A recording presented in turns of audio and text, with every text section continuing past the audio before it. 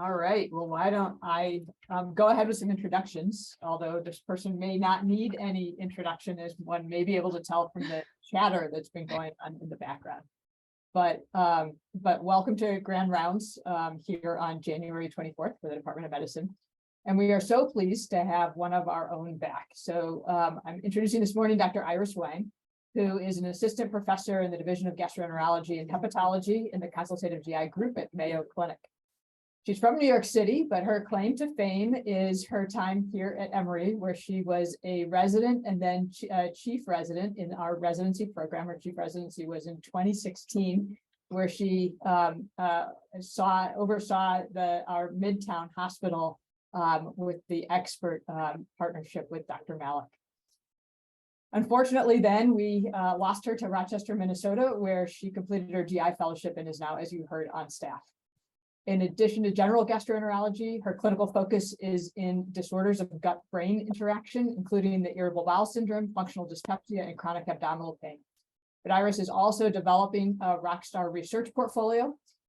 Congratulations on your RO1 last year from NIDDK on functional dyspepsia, where her research focuses on the pathophysiology of disorders of the gut-brain interaction. Including testing of pharmaceutical therapies, cross-discipline techniques such as gut hypnotherapy, positive psychology, mindfulness, and biofeedback. So I am so anxious to learn from you today, Iris, and so thrilled to see your face again. And so, yeah, teach us something. All right, let me share my slides. Can you guys all see that and hear me okay? It looks perfect. Perfect. Well, thank you, Wendy, so much for that introduction, and thank you so much for having me here. It means so much to me to return to this place that taught me how to be a doctor and share with you all a little bit of what I've been doing for the past 6 years in the Arctic tundra, otherwise known as Rochester, Minnesota. We'll start with some disclosures. I have no financial disclosures, but I will be discussing some medical and digital therapeutics for IBS, some of which are not FDA approved. And MetaMe Health provides me a digital platform for an ongoing clinical trial, but I have no financial sponsorship from them. So I'll tell you guys, last year at DDW in sunny San Diego, I ran into Dr. Chang Kai, who some of you may know, who mentored me when I was a PGY2. We went through these pleasantries, and of course, he was like, well, what do you do now? And when I told him I study and treat IBS and functional GI disorders, now termed DGBIs, or disorders of gut-brain interaction, I got the look. And I'll tell you guys, I get the look a lot in response to this answer, which is often followed by either why, if they know me really well, or bless your heart. And while I love getting my heart blessed just as much as the next person, I'm here today to share with you why I do this. What we know about IBS as a highly prevalent and complex biopsychosocial disorder, help provide you some diagnostic and management options that do not involve hiding from your Epic inbox. Let us start with a case. This is a common patient that I encounter, a 31-year-old woman who's accompanied by her mom, coming to me for generalized abdominal pain.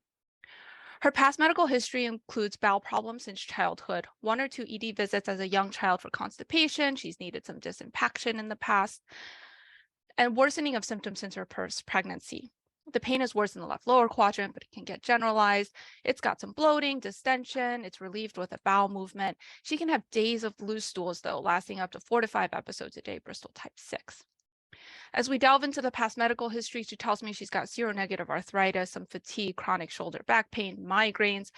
And on further probing, we find out that she does have a history of trauma and anxiety, for which she is in therapy.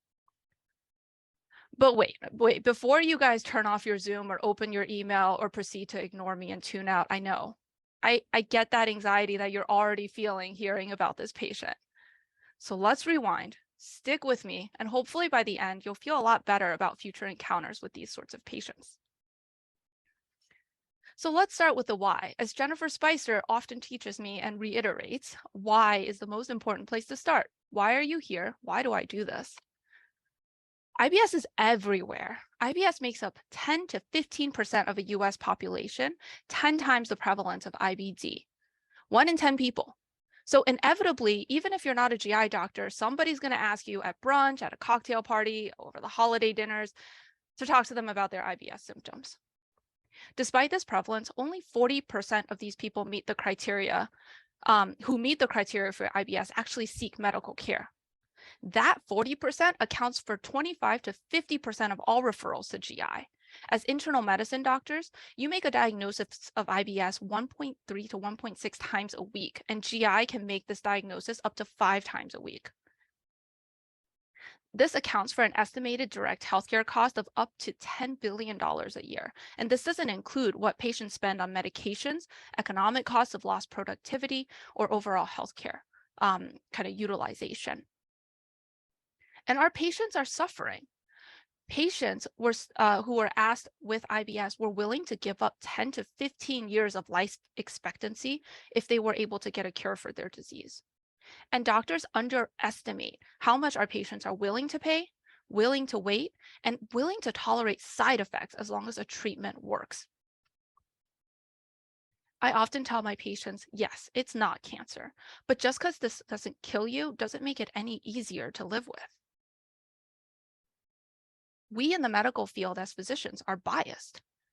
In a survey study of 3,000 physicians, 1,000 of those were GI doctors. The GI doctors compared to IM and family practice perceived our IBS patients to be less sick. When asked, a group of GI fellows on call looking at over 100 calls said that phone calls from patients with functional disorders were deemed to be less serious, less reasonable. The patients were less disabled, but importantly, the patients were less liked when we compared them with patients with an organic diagnosis. And that's very different from how patients perceive how serious or disabling their problems are. But I get it, the struggle is real. The lack of mortality risk is true. These are not conditions that kill people. But lack of mortality is not the same as lack of suffering. Despite the clinical prevalence, IBS makes up less than 2% of the GI board exam and even less of the IM board exam. In the UK, even though disorders of gut-brain interaction make up 37% of the population, only IBS is ever mentioned in the training curricula, and maybe non-ulcer dyspepsia, even though there is a list of more than 20 different diagnoses in the DGBI categories. We are medicine doctors in a Western country. We don't learn anything about nutrition outside of vitamin deficiencies. We learn even less about complementary alternative medications. And let's be honest, we all reached the height of our knowledge about psychiatric medications right before we all took our shelf exams in psych. Except maybe our med psych folks. They probably know more about these. And our patients often have many medical and psychiatric comorbidities of a similar flavor to IBS, making these encounters often very anxiety riddled, so that we end up leaving like we got caught outside in a Georgia rainstorm in July. By the way, I don't really miss those. But it's not just about the bias. These biases have consequences. Our group did a cross-sectional survey of patients with what are called central sensitization syndromes in the Midwest community-based practice. So this is not a tertiary care practice. We sent out 5,000 surveys and looked at the 775 that came back, and looked at the relationship between the presence of these diagnoses, quality of life, and symptom severity. And in case you're asking yourself, what is a central sensitization syndrome? This is an umbrella term encompassing syndromes like TMJ, restless leg syndrome, fibromyalgia, visceral hypersensitivity, and chronic pelvic pain. These conditions are thought to be driven by a central increase in sensitivity and awareness, and they travel together in an umbrella, just like IBD travels with psoriatic arthritis. In addition to this umbrella, no rainy day is good without rain boots. And so it comes with these comorbidities of anxiety, depression, and chemical sensitivity, which we're going to return to a little bit later. So what did we find in our survey? Up to 10% of our patients felt that their doctors were not taking their symptoms seriously. 18% of them felt misunderstood. Up to 20% had been told at some point that their symptoms were all in their head. And up to 55% of them were told that this was because of stress. But importantly, 30% of these folks felt that doctors' interactions made them question their own intuition. And the worse their symptoms, the more likely they were to experience these negative interactions. And so I'm asking you, are we guilty of medically gaslighting our patients? This is not just a GI issue. I just showed you that central sensitization umbrella, and we have found in our group as well that comorbid disorders are prevalent. These disorders don't come primarily to GI every single time. They show up in psychiatry, In rheumatology, whether you like it or not, Dr. Law, neurology, PM&R, and sleep medicine often are the primary points of contact for these patients. But looking at these, all of these patients come to internal medicine. You are the ones diagnosing these patients first and foremost. These comorbid disorders matter. The more comorbid diagnoses our patients had, the higher their CSS score, which is a symptom severity index, so they were feeling worse, and the worse their quality of life index. There are a lot of these IBS patients, and they are suffering. By downplaying these conditions just because they don't have a mortality risk, we are doing a disservice to these patients who suffer so much that they're willing to give up 10 to 15 years of their lives. Instead of addressing a non-morbid condition head on, sometimes our well-intentioned assurances of, oh, there's nothing wrong on that scan, actually contributes to the worsening of their disease, as I'm going to show you in a couple of slides later on. We can do better. And I hope that after the next 30 minutes or so, you will also feel better about managing our patients with IBS. So what is IBS? The Rome Foundation defines IBS as recurrent abdominal pain on average at least 1 day a week in the past 3 months associated with 2 or more following criteria: related to defecation, associated with a change in frequency of stool, or a change in form of stool. This is what's going to show up on every board exam. IBS has subtypes. Depending on the subtypes are defined by the character of the stool on abnormal days, by what shape they form on the Bristol stool scale. This is going to show up on the GI boards. There are a lot of nuances to determining IBS-M, but that's going to be outside the scope of our talk today.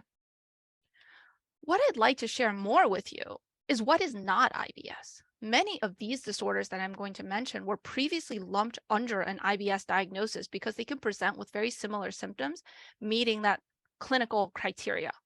But now, because of the advent of directed testing, these have been undiagnosed and now have targeted treatments. We'll start with mimics of IBS-D.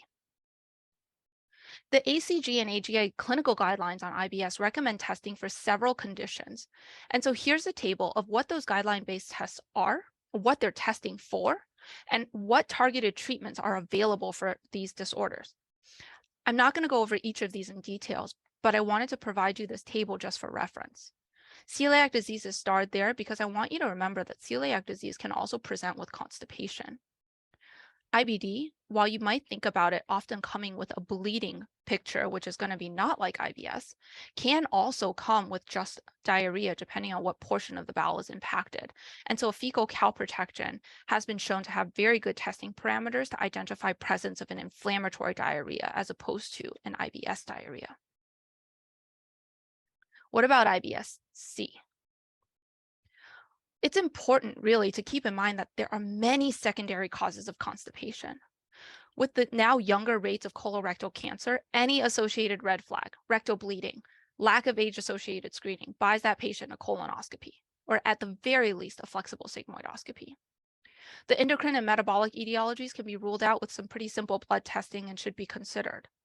The infiltrative conditions are fairly rare, but I want to touch on the neurologic conditions, particularly Parkinson's disease, because the data, as we know, now shows that constipation can actually predate the onset of Parkinson's neurologic symptoms by years and up to a decade. So if you're seeing a patient with constipation with any sort of family history or a light tremor, keep that in mind that this may be early Parkinson's. The psychologic has to be mentioned as well, because I'm sure you've heard from many hospitalized patients, well, of course I haven't had a bowel movement, you haven't fed me for 2 days. But this is the same reason anorexia nervosa leads to constipation, because if you don't stimulate the bowels enough, they won't move as well. And let's not forget about anxiety, which is at the root of many a constipated traveler at the airport security line. Lots of medications also cause constipation, with opiates and iron as commonly encountered offenders. Note that NSAIDs can lead to diarrhea depending on where it damages the GI tract. So let's go back to our patient, and I'm going to give you a little bit more of her history.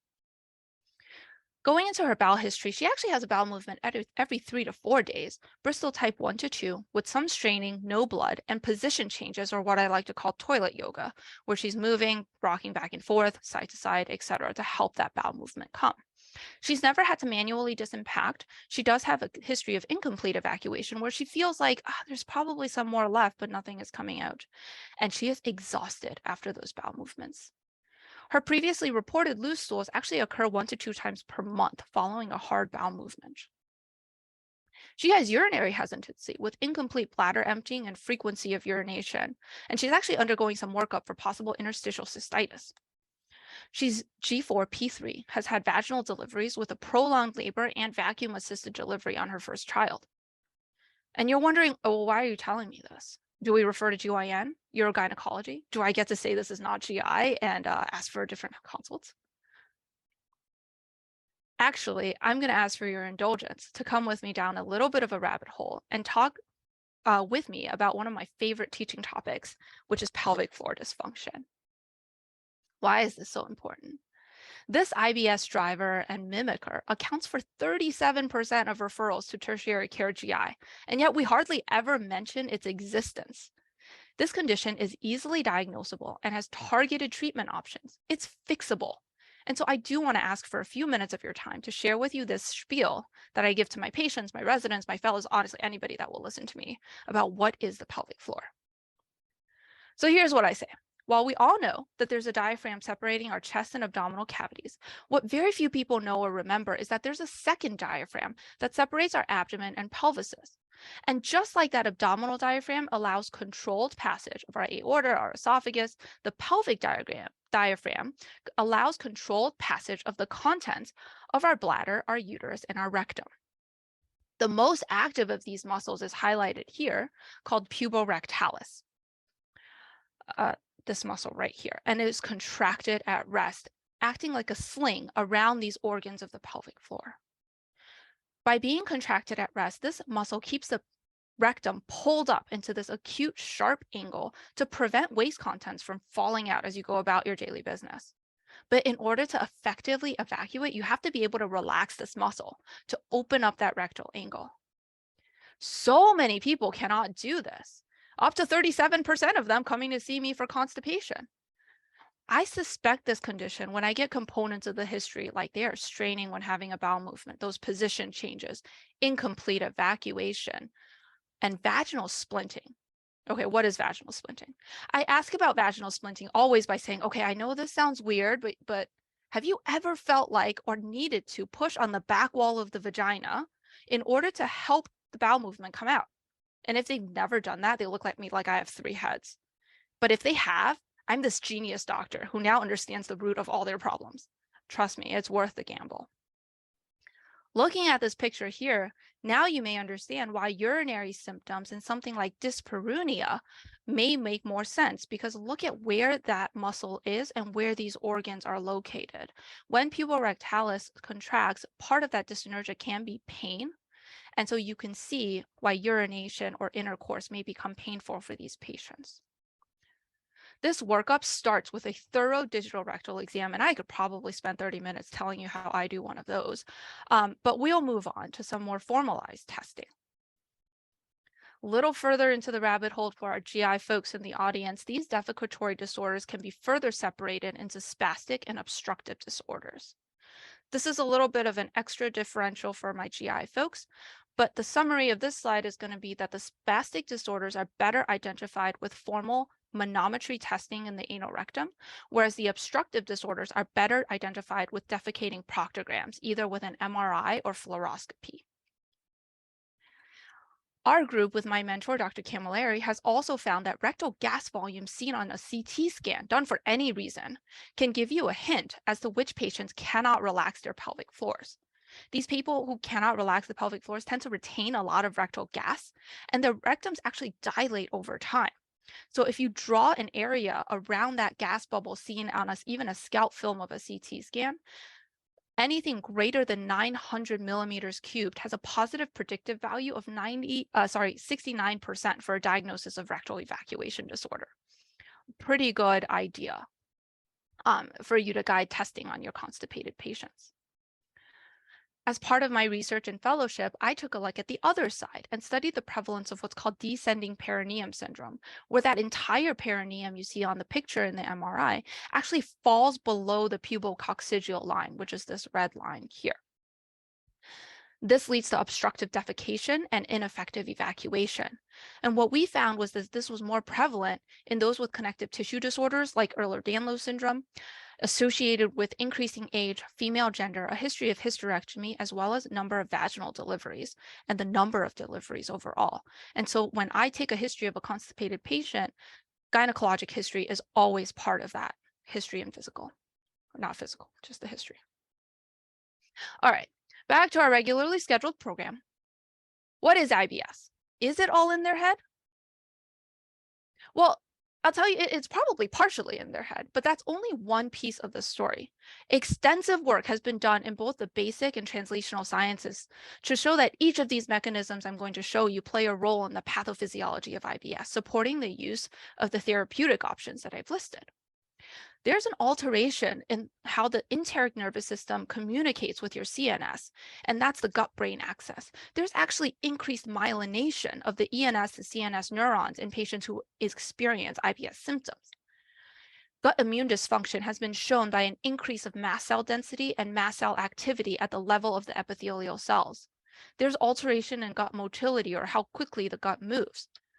There's gut microbial dysbiosis, such that there's a decrease in the overall diversity, a decrease in the anti-inflammatory or the good bacteria, and an increase in that pro-inflammatory bacteria, which likely drives some of that immune dysfunction. There's alteration in bile acid secretion, visceral hypersensitivity, and altered GI secretion. I'm going to focus our attention for the next few minutes on visceral hypersensitivity. What is that? Visceral hypersensitivity sometimes is thought about as a somatization of a psychiatric disorder or a diagnosis of exclusion. And I want to tell you that it is neither one of those things. Visceral hypersensitivity is an increased awareness of pain signals in the viscera. It is similar to a diagnosis of allodynia or hyperalgesia of these normal sensory processes. Studies of rectal distension in IBS patients compared to controls have shown that not only do they experience more intense sensation, but it is experienced as more unpleasantness at the same degrees of distension of a balloon in the rectum. And this goes beyond the gut. The same phenomenon is seen in IBS patients with stimulation to their hands and feet. This kind of disparate musculoskeletal hyperalgesic effect likely accounts in part for the high rates of correlation between IBS and other pain conditions like fibromyalgia. And this change is not just in the peripheral neurons. It's not just in the enteric nervous system.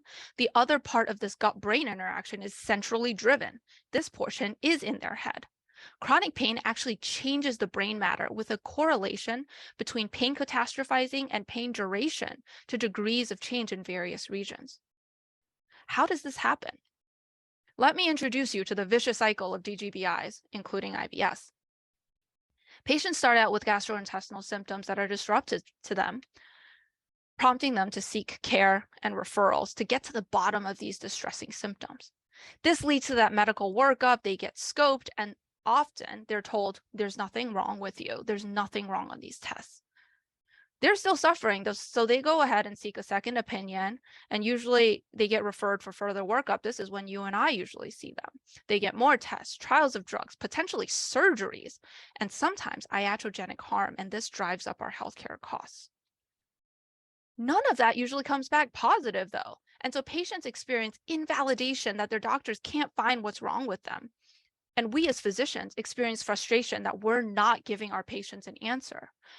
We care about our patients. We want to help them. And it is hard for us to provide that help when we don't know what we're treating. Our patients go home and develop illness-related anxiety. And they think, well, maybe if I just tracked my food better, maybe if I just cut out this, maybe if I time this with my menstrual cycle, the doctors can help figure something out. So they pay more attention to their symptoms. That hypervigilance is what drives increased myelination between the ENS and CNS and changes that cortical thickening depending on the various parts of the brain. That preoccupation with symptoms then worsens their GI symptoms, and this cycle continues. We need to stop the cycle. How do we do that, right? First of all, we breathe. Let's acknowledge the difficulty our patients have gone through with this cycle of testing. Let's understand the challenges they face. And now let's go into the next part of my talk. The Rome Foundation suggests a pyramid approach to the treatment of these patients, founded on a strong relationship and early incorporation of non-pharmacologic treatment. That's the right side of that pyramid in the light blue. This relationship needs to start at the primary level, the primary care or the initial physician visit, whoever they present to. We need to build a strong therapeutic alliance. How do we do that? Why do we do that? Positive perceptions of primary care interactions have been shown to decrease discomfort, the number of diagnostic tests, the number of referrals, and the number of returns to clinic for IBS symptoms. It also decreases malpractice suits, which is pretty important. It increases patient satisfaction, patients' emotional health, medication adherence, and can actually enhance the placebo effect. It also, importantly, increases workplace satisfaction and resilience for us as providers. How do we do that? Approaching the encounter, suspend your judgment. Dr. Manning always tells us, think about what life outside the hospital must be like for your patient, that they actually want to stay in the hospital. Think about how much work it took you to get to your last doctor's appointment. What must this patient be going through to be here, to see you in clinic, maybe even as a third or fourth consult? They're suffering to be able to interrupt their lives to pursue that much care. They need help. Remember that what you say is sometimes less important than how you say it. And know that you control the tone and pace of that visit. I can't tell you how many times I have a patient come into clinic telling me their medical history like this in a high-paced voice because they know I'm about to cut them off and I am not going to understand them, and they have to tell me everything in their medical history for the last 30 years. If you can meet them up here and then slowly bring their tone back down as you ask those questions, you control the tone of that visit and you can control that anxiety. Build a relationship. If you learn nothing else from my talk, learn the warm greeting. So for example, when Dr. Manning comes into me to clinic, I say, "Hello, Dr. Manning, I'm Dr. Wang. What do your friends call you?" And she'll say, "Oh, well, my friends call me Kimberly." And I'll say, "Oh, may I call you Kimberly?" And of course she's going to say yes. And now I am her friend. Right? It's really good. Listen to your patients. Paraphrase them, clarify, tell them something like, "Let me make sure I'm understanding you correctly." You have to listen and show that you're listening. For anyone who has a young child, or let's be honest, a spouse, you know that you repeat yourself and sometimes nag if you ask them to do something and they just don't respond to you. So you keep asking, "Can you please pick up that toy? Can you please turn off the TV?" And if they would just say something like, "Okay, I hear you, I'm just finishing this up," then you can stop asking them the same question. If you show your patients that you have heard them and you understand their symptom, they can stop repeating it to you. Emphasize with them, validate them. You are suffering. And I'll often, at least once a visit, I will tell them, this is not just in your head. This is not just anything. Your suffering is real. Let's see what we can do to help. Provide a positive diagnosis. This positive diagnosis and your confidence in this diagnosis is how we stop this cycle and prevent the frustration, the anxiety, the hypervigilance, and start peeling back and moving back towards decreasing that myelination. How do we provide a positive diagnosis to something that cannot be proven on a CT scan? What do you do when that CT scan, that colonoscopy comes back negative? I preempt this. I tell them, I am going to send you for this to do my due diligence. Likely this is going to be negative. That does not mean you don't have a disease. A lack of a test result doesn't mean that there's a lack of a problem. I will explain to them, this is a software issue versus a hardware issue. What does that mean? My computer is working now. My camera's attached, my microphone's attached. But if I forget to unmute myself on Zoom, none of you are going to hear me. That is a software issue. Hardware diagnostics are the testing we currently have. We can't diagnose these software issues clinically yet. And those that we can clinically diagnose are on that list of no longer IBS. For patients who aren't quite as tech savvy, I'll tell them about phantom limb syndrome. If we can feel pain from a limb that's not even there, well, of course we should be able to feel our gut symptoms if something has been wrong. And I tell them about turning off the fire alarm. Usually, something has triggered their IBS, whether it is psychological trauma, whether it's a bout of an enteritis, which is what drives post-infectious IBS. Maybe it's IBD, and that's why you get that IBD-IBS overlap, right? I tell them that there was something that your bowel was paying attention to. That something is now gone. Your body has fought it off. The fire has been put out. We need to turn off the fire alarm. And this is where I go into selling them about neuromodulators.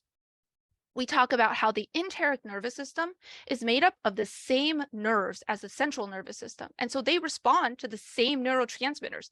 Serotonin is a huge component of our gut peristalsis. This is why we use things like TCAs, CBT, hypnotherapy, etc., and why they actually work. They work not because this is in their head. They work because the central nervous system is a nervous system. And you have to tell them this in advance. Because if they open that amitriptyline packet and they read that this is an FDA-issued antidepressant, they will throw it away and they will no longer trust you. It is worth the investment up front to tell them why we are prescribing antidepressants. And this is why it is for their gut, not for their head. But make sure you actually put out that fire. This is the same differential I showed you in the Un-diagnosing IBS. If you don't rule out these conditions, the hypervigilance will continue, the symptoms will continue. And these have directed therapies that will work better than just turning down that fire alarm. Okay, so you've established a strong patient-physician relationship. The left side of this is the use of neuromodulators and medications.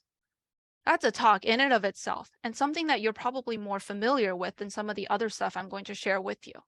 But I will leave you here with this Rome Foundation guideline of what our medication options are by DGBI disorder and how to initiate that dosage. This is a really good one to reference when you're facing these patients with DGBIs or functional GI disorders. So you go back to our patient and we start our patient on desipramine 10 milligrams nightly, which, by the way, is the least constipating of our TCAs. So for your IBS-C patients where you're trying to manage the pain, desipramine is going to be a better choice than amitriptyline, which is actually great for diarrhea because it's so constipating. But 5 days later, you've experienced this before, you receive a phone call that she's having some sort of side effect. Our patient here is experiencing heart palpitations, dry mouth, and has had thoughts of harming herself. And these are all side effects that I've heard from my patients in the last 3 months. What do we do now? I'll remind you that with our central sensitization umbrella, chemical sensitivity was one of those highly prevalent comorbidities. These are the patients with an epic allergy list that's like 20 allergies long because they tend to have all of the side effects. And that's not their fault. We're probably going to figure out in the next 10 to 20 years, what is it about their cytochrome P450 enzymes that give them this chemical sensitivity. But for now, I have found that it is really, really difficult to medicate these patients. And so as I started treating more and more of these patients, I realized that medications can't be the only options. Well, first of all, they never come to me if the medications work. And second of all, the medications often don't work, or I had to stop them because of these side effects. And so thus began my foray into learning psychogastroenterology, or the right side of that pyramid. Let me tell you a little bit what this means from a GI doctor's perspective, where I was looking for things that work with no side effects. And now I have fully embraced this as my area of expertise. Behavior and psychologic therapies work. A recent network meta-analysis showed that these therapies are beneficial if you look at that plot on the right, and it's estimated that the number needed to treat for CBT and hypnotherapy for IBS is equal to the TCAs. It's 4, number needed to treat of 4, and there are no side effects. The best evidence shown in this network meta-analysis is for CBT, whether it's face-to-face or minimal contact, which we'll get into later, or gut-directed hypnotherapy. There is robust evidence for the use of these therapeutics. And so, come with me for another brief aside as I tell you why I chose hypnotherapy as my treatment to study and why I obtained certification. The history of gut-directed hypnotherapy starts in 1980, where Dr. Peter Warwell, who's from the Manchester group, started using this as a treatment for IBS. He started with a Lancet study of 30 patients with severe IBS refractory to an average of 6 therapies per patient. And look at that data. Look at how divergent those lines are. I don't need to tell you that that was statistically significant. Even after he finished the therapy, the benefits lasted up to 6 years. In the 204 patients who were followed, 80% maintained improvement over time. And the ones that didn't maintain full improvement only reported a slight deterioration. This led to general improvement, 83% responders well at 1 to 5 years. 59% of these patients were on no medications, and 42% were using medications less often. And here's the kicker. 79% of them consulted their PCPs less often or not at all. And therefore, in the interest of decreasing my epic in-basket burden, I decided that I too could provide definitive therapy for my patients, and I've obtained certification in providing gut-directed hypnotherapy for my IBS patients. Sounds pretty good, right? Where do you sign up? Here's the problem. Psychogastroenterology or gastropsych clinicians who are psychologists specialized in treating GI disorders, these are the folks who are delivering that CBT, are about as rare as a diagnosis of porphyria. There is one psychogastroenterologist for 18,000 IBD patients, and I told you that the prevalence of IBS is 10 times higher than IBD. Just as reference, a porphyria diagnosis is 10 per a million people, and so that's pretty much equivalent to this ratio for IBS. Looking specifically at the numbers, there are 2 psychogastroenterologists in Georgia and 5 in the lovely state of Minnesota. For some reason, they are all in Chicago. What about hypnotherapists? The American Society for Clinical Hypnosis recognizes and licenses most of us who practice hypnotherapy. There are 30 hypnotherapists in Minnesota, and 3 of them specialize in GI. There's 4 in Atlanta, 20 in Georgia overall. None of them specialize in GI, although some of them do not list this on the profile. And overall, there are 6 in the country. Of those 3 in Minnesota, 1 of them is me. Things have gotten a little bit better in one of the silver linings of COVID. That silver lining is this advent of telehealth. And our psychologist colleagues have pushed forward this amazing piece of legislation to allow practice across state lines without relicensing in each state. PsyPact allows any licensed psychologist credentialed under PsyPact in a participating state, of which Georgia and Minnesota are both participating. They're allowed to see patients in any other PsyPact state via telehealth. However, only clinical psychologists are available right now. Licensed social workers, RNs, master level therapists, they are not part of PsyPact. Despite this, there still just aren't that many people overall. Wait times are incredibly long. It's on average 3 to 6 months to see me. Similar times have been, from the psychologists I've spoken to, they're looking at similar wait times. Costs. For a clinical psychologist at the PhD level, costs are around $250 an hour. And even for a licensed social worker, it's like $100 an hour, and insurance coverage is spotty at best. So how do you convince a Grady patient to go spend their time that they need to take off work, find parking, wait 6 months, and then pay all this money out of pocket to talk to someone? How do we scale this and actually bring this data-proven care to our patients who need it?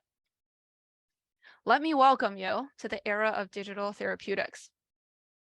As I was proposing this talk, and as Dr. Law was kindly reviewing these talks for me, I got a lot of feedback of what does that actually mean? What is a digital therapeutic? And this is the best way that I can find to explain it to you all and for me to understand it myself. A digital therapeutic is a pill that is delivered via an app. It is like taking a medication, but your phone app is that medicine. Does that actually work? This has been in development for a very long time. Back in 2019, a study initially came out looking at remote CBT, showing that remote CBT works. This looked at CBT by phone compared to CBT using a web app with limited phone support, and showed that both of those were better than treatment as usual, which is, kind of all the other stuff we talked about for managing IBS symptoms. So this was showing a little bit that we can remove inpatient visits out of CBT. This company then took it one step further and removed the phone visits, taking the person, that live interaction, completely out and saying if we just give them an app, 8 sessions over 12 weeks, no human contact, does it still work? And they showed that it did. Symptom severity decreased with durable response at 2-month follow-up. This app is now available as Mahana, prescription only, gut-directed CBT, 10 sessions delivered over 12 weeks. Patients do it at home, and they have received FDA clearance for the efficacy of their app. What about hypnotherapy? The initial study of remote hypnotherapy was done in children with IBS and functional abdominal pain. They were given CDs with pre-recorded hypnotherapy sessions, and they were slightly less effective, but statistically non-inferior compared to going into an individual office visit. Okay, but who uses CDs anymore, right? There's now an app for that. Nerva is app-based hypnotherapy that provides daily hypnotherapy sessions with the study results shown on the left. And the bottom line is they showed similar results to the efficacy seen with face-to-face gut-directed hypnotherapy. These sessions are daily. Nerva does not require a prescription, and so patients can download this without their doctors even knowing about it, and it has not gone up for FDA clearance. But the FDA does agree with gut-directed hypnotherapy by app. The data for that has been so robust for another app called Regulora that the FDA has actually approved. It is FDA approved, and it is specifically for that abdominal pain for IBS. This one is 7 sessions delivered over 12 weeks, every 2 weeks, as opposed to daily. A prescription is required for this, and it has FDA clearance. But IBS, I told you, is not the only functional GI disorder or the only central sensitization disorder. So the therapeutic potential here is huge, which is why I have been working to develop a hypnotherapy app for the treatment of functional bloating, a condition that we know has challenging for a lot of our patients, but we have very few therapeutic options outside of Gas-X, which we know doesn't really work very well. So let me introduce you to STROBE, which is what our protocol is tentatively named. Stands for Software Treatment of Reduction of Bloating Effect. I know, but we had to have a cringe-inducing acronym, and so here it is. Couldn't come up with anything better. This is 7 sessions that I wrote in conjunction with Dr. Ole Paulson of UNC, who developed the IBS hypnotherapy protocols that are used throughout the US. It incorporates hypnotherapy in addition to diaphragmatic breathing technique, which actually has the best evidence we have out there for management of bloating and what's called abdominal phrenic dyssynergia. It's fully recorded. It's digitally delivered at home via a smartphone app. It's every 2 weeks for 12 weeks with a 3-month follow-up period for my trial. This is an investigator funded trial. I have an internal Mayo grant for this, but MetaMe is the platform that I've been so kindly to partner with. Lucky to partner with. I'm targeting functional bloating populations or patients with bloating as a predominant symptom of another DGBI. Our primary outcome is reduction in bloating severity with secondary outcomes of quality of life, healthcare utilization, and anxiety depression scores. I'm halfway into enrollment, so stay tuned. And if you have any patients that fit that criteria, this is completely remote, so I'm happy to take referrals. Shameless plug. Can we go further though? Is digital therapy the final frontier? We have gone further, and now virtual reality, which you may have heard a lot of buzz about virtual reality in medicine. Let me tell you a little bit about how a video game platform has any impact on medicine and treatment. I try to explain VR as actually becoming immersed in your treatment. So it's like taking that little blue pill, but instead of eating the pill, you're stepping into the pill and now you're in the matrix, and that's where you're getting your therapy. These companies that I'm showing you are all on market with products that are able to be bought either off the shelf on that left side or used in conjunction with medical centers. And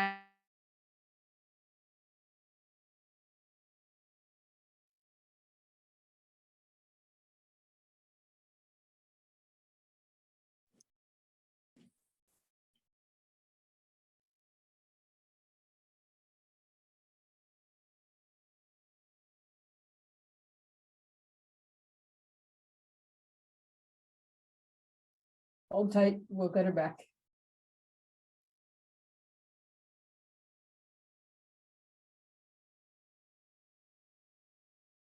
You're right, Jason.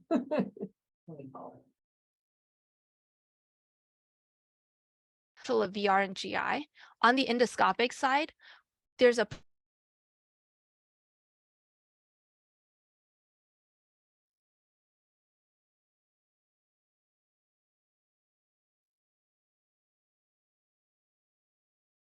I dropped off. Did you guys? I'm back now. Don't know what happened. We lost you on the slide, the graph slide with all the VR companies. Oh, gotcha. I think we can just pick up right here. There are a lot of companies out there. They do so many cool things, including one that actually helps with PT and rehab after stroke, which I think is so exciting. But let me tell you about the potential of VR and GI. And sorry if you've heard some of this already. So understanding and educating patients about what a colonoscopy is, what a prep looks like, what a good prep looks like, and how that influences our polyp detection. Pre-procedure anxiety management, and actually helping those patients who are just so nervous for their colonoscopy that we actually give them extra sedation for it. We can use it to augment moderate sedation.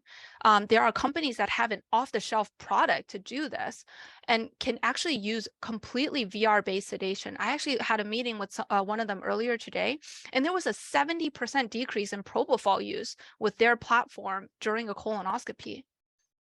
The benefits then are going to be to lower that sedation risk for our patients who are high risk, cardiovascular comorbidities, et cetera, and shorten recovery time to increase throughput.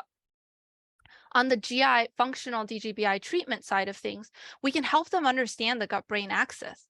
We can provide them treatment with home-based CBT, immersive hypnotherapy that they don't need to access anybody for. And I'll tell you that the future is already here.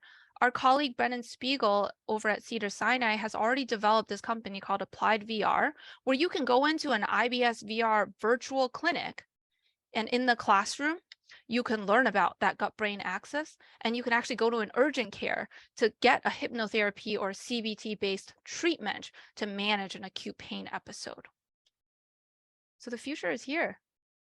In sum, IBS is a complex biopsychosocial disease, and the more you believe that, the better you will validate and empathize and convince your patients that you are on their team. Use parsimonious testing to identify mimickers with targeted treatment options. Form that therapeutic alliance and know your toolbox. It's not just pharmacological or nutrition or CAM, but the psychologic therapies which can be delivered via those digital therapeutics, either on an app or immersive VR.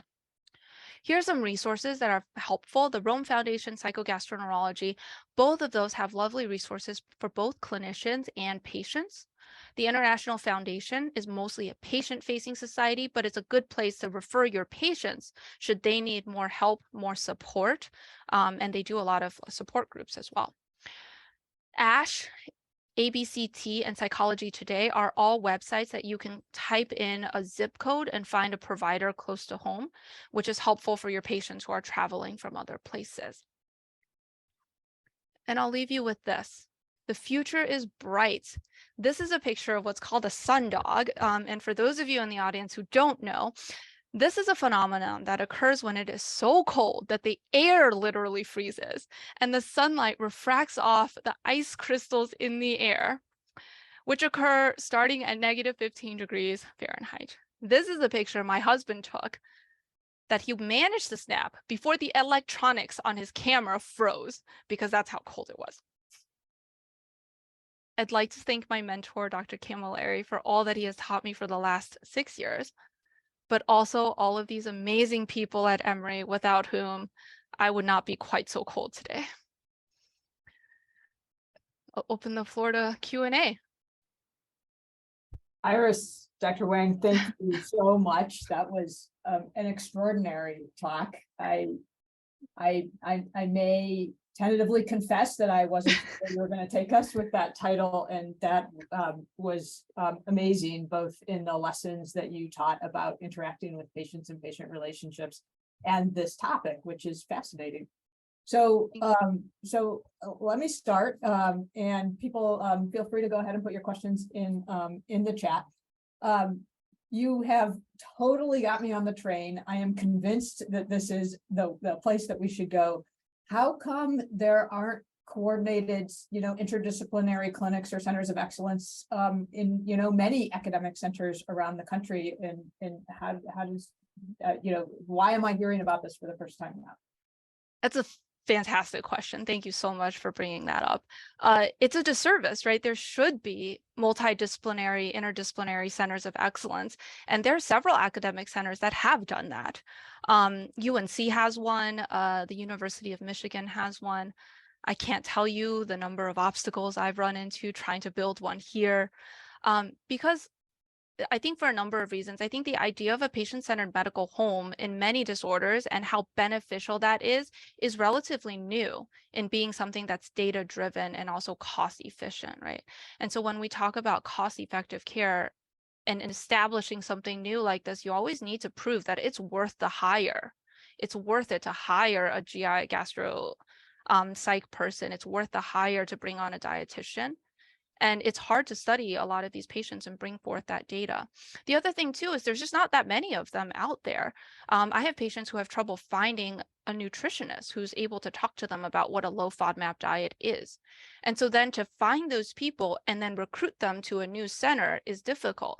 And so a lot of places, what they do now is they kind of start earlier in the pipeline, right? So the PhD level psychogastro folks are being recruited during their PhD to build these centers of excellence. And that's sort of the direction we need to move in order to capture the talent as the talent is being developed. And sort of as a corollary to that, and asking one of the questions in the chat too, we all know that some of this is always creating a business plan that's successful. Is this covered by insurance, and how does that part work out? Also a great question that comes up a lot when I talk to my patients about this. So the problem with CBT and hypnotherapy is that often it's not covered by insurance. So hypnotherapy generally gets billed under a psychologist's time. So if your insurance covers therapy, often it'll cover the hypnotherapy as well. And similarly, I bill it on time and not hypnotherapy as a treatment. That being said, the couple of apps that are FDA cleared, they underwent FDA clearance in order to be able to have insurance coverage. And so Mahana right now is prescription-based, and they are working on coverage. There are a couple of other app-based systems that have actually tapped into healthcare networks to say, okay, we're going to take over. I didn't really have time to talk about them, but they are like Oshi Health, Bold Health. They will take a patient that you've diagnosed with IBS and you refer them to this external company who then just takes the patient from you. And they start managing their IBS. They get dietitian support, they get nursing support, they will refer back to a GI if they need to. And so they partner with these larger insurance companies to kind of funnel their patients into those care networks. And so it's kind of mutually beneficial because the insurance companies keep the patients in network, and primary care physicians have a place to send their patients and patients are receiving at-home support. They can text and call an RN. They don't have to go in to visit. And so it's a mutually beneficial model that some of these apps and digital companies have taken on. But that's beyond a therapeutic. That's basically taking that idea of a patient-centered medical home and turning it into the virtual space. But that is insurance covered because they're working through the insurance plans. And is that the future where you see this all going, is in that kind of a format? It's controversial. I think that overall with a lot of this stuff, there are the standard patients, and then there are the non-standard patients. There are patients with run-of-the-mill IBS who will benefit so much from Mahana as an app. But there are patients who have a history of abuse, psychological trauma, where I am not going to refer them to explore their psychologic underpinnings of GI disease with an app. I am referring that person, and I'm saving that person for my PhD level psychology colleagues. But the presence of the apps allows the psychologist to see those that they can truly help the best and truly need them, as opposed to the patient who is recovering from post-infectious IBS and just needs that little bit extra, that little understanding of their disease to help them actually turn things around and heal, as opposed to continue down that cycle. Yeah, in the HIV world, we call it differentiated care, where you get some people Yeah. on different pathways with different levels of support. So question in the Absolutely. chat, and you mentioned this a little bit, but maybe you can expand. I've struggled with how to help patients think about their symptoms as being related to the gut-brain connection. I think there's stigma outside of medicine as well about this. Are there phrases you use to help your patients understand the brain connection and be open to hypnotherapy and CBT? Yeah, absolutely. So that's sort of where I could give more. I'm sorry, I did gloss over that a little bit, but that software versus hardware issue is kind of very helpful for them to convince them that I believe them. And depending on how resistant I feel my patient is, I will pull up the slide from Rome Gastro and tell them, here are all the mechanisms that we know is probably wrong with you. And if I were to take your biopsy and send it down into my research lab, I would see those increased mast cells. I would see that that dysbiosis. If you send it to Dr. Srinivasan's lab, she will find all the things that are actually wrong with that microbiome. But we can't do that clinically right now. And so here's what we have. And I show them that gut-brain connection, and I tell them about how this is a nervous system, just like this is a nervous system. And if I can't impact this nervous system without side effects up here, CBT is the best you've got. And then I tell them it's serotonin, right? So I can either give you serotonin in a pill, or we can do hypnotherapy and you make your own serotonin. And something, all of those things in various levels can be helpful to a patient.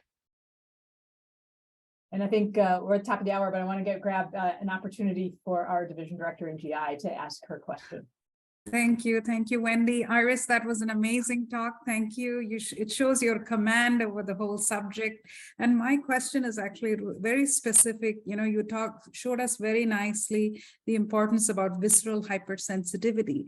So I want to ask you, in a specific subset of children and patients with autism, do you think that their visceral hypersensitivity, or over in general sensitivity, can that population be used to study this disease further? That's a really, really great question. And actually earlier today, because I was chatting with a VR company, and they showed use of hypnotherapy in VR on autistic children to help them be able to tolerate medical procedures. And it was amazing. I mean, yes, it was a limited kind of video clip for their marketing video, but there wasn't even flinching. Like, this child was so immersed. And I think with disorders like autism, where there's a spectrum, I think it's really important that we identify the correct patients and really target that therapy. But I think there's huge potential. And I've actually had a couple of patients on the more Asperger's, which I know is no longer a thing, side of the spectrum, come see me for abdominal pain, hypersensitivity. This young lady had so much sensitivity, she couldn't wear clothes as a child. And we were able to get her through pelvic floor therapy. And she actually was like, yeah, I now breathe through the pain and it's manageable. And it was like the highlight of my year when she looked at me and was like, you a GI doctor or some sort of psychologist? And I was like, oh, thank you. Yes, all of it. But yeah, I think there's huge potential there. Thank you.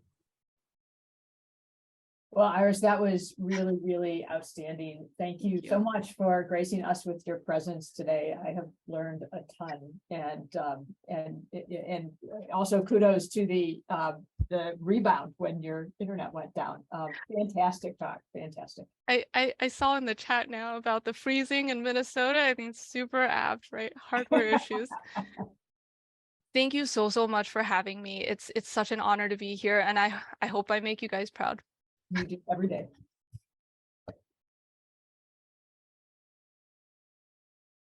I'm happy to hang out for a bit if folks have questions too. I am sadly going to drop off because I have to go around.